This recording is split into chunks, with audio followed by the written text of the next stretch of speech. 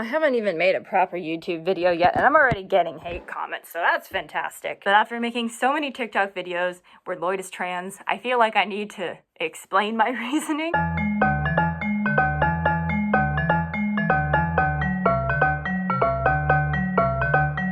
So point number one, I'm getting right into this. I have nothing to do today. I have nowhere to be, so this is what's happening.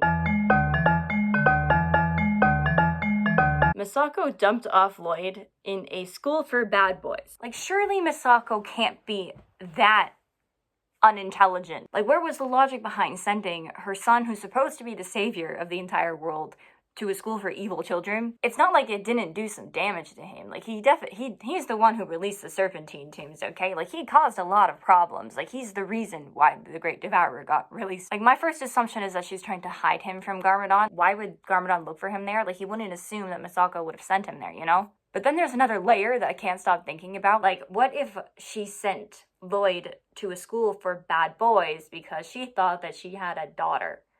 Because why would Garmadon go looking for his daughter at a school for bad boys? This is me trying to redeem Misako, even though I don't really like her. But, like, what proof do I have that he was even a trans guy at a school for bad boys in the first place? Well, why the hell was he being bullied?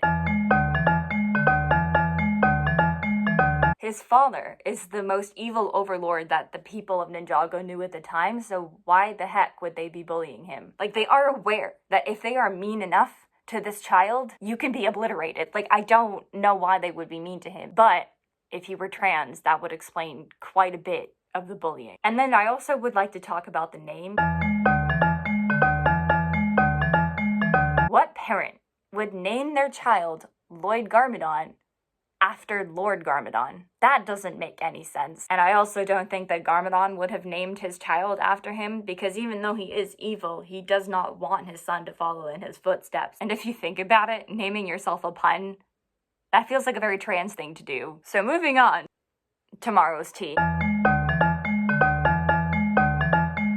We all assumed that he went through puberty, right? Like, it was implied that he had gone through puberty. He would be the same age as the rest of them, and they've all gone through puberty. So why is it that his voice didn't drop? And I know that it's because he's played by someone who's assigned female at birth, so Lloyd, canonically, has an assigned female at birth voice. That sounds really weird to say it like that, but you know what I mean. But it is a good thing to note, because they actually use that fact that his voice sounds like that as a part of the story in certain points. Like, they make comments on it. And even though we can assume that he had gone through puberty thanks to Tomorrow's Tea, apparently he didn't, because on 2 occasions, they say that he hadn't. Like in season 5, when Lloyd gets possessed by Moro and he shows up and he's talking with a lower voice, Jay's immediate response is, "Oh look, Lloyd went through puberty." Didn't he already do that? And then in season 8, when he shows up and he has a different voice actor, then everyone's like, "Oh, your voice is lower. Lloyd went through puberty." Once again, wouldn't he have already gone through puberty? And it had been like quite a few years between the time that he went through Tomorrow's Tea and then season 8. So, like, presumably he would have already went through puberty. So, logically, what seems to have happened is that Lloyd went through a puberty during Tomorrow's Tea, but it wasn't the right one. And he finally goes through the right puberty by season 8. Don't mind me just responding to another hate comment. I did something to the exposure. How do I fix that? I think that's better. I don't know anything about cameras or phones. Anyway, my next points are kind of a little bit odd because it's definitely up for interpretation, but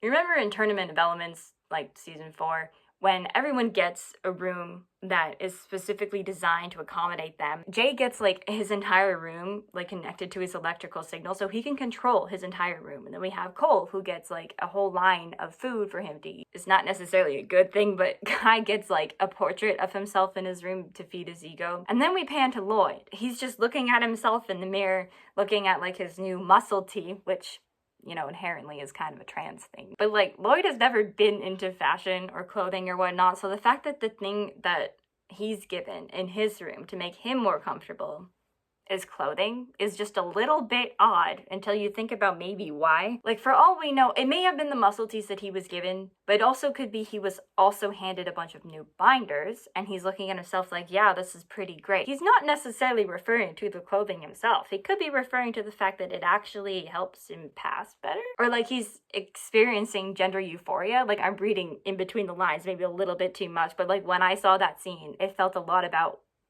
something that I've experienced. And then a couple episodes later, this scene is what really solidifies this theory for me for some reason. Do you remember that one scene from Tournament of Elements where everyone is like put into the lobby to sleep together? Like, everyone has to sleep in the same room, and then they wake up and then Lloyd's like, oh, my back is really sore.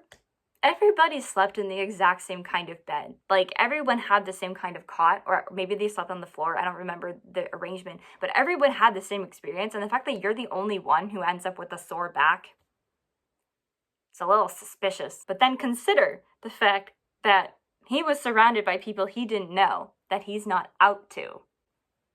He probably wore his binder to bed. Look, I'm just saying, that makes a lot of sense.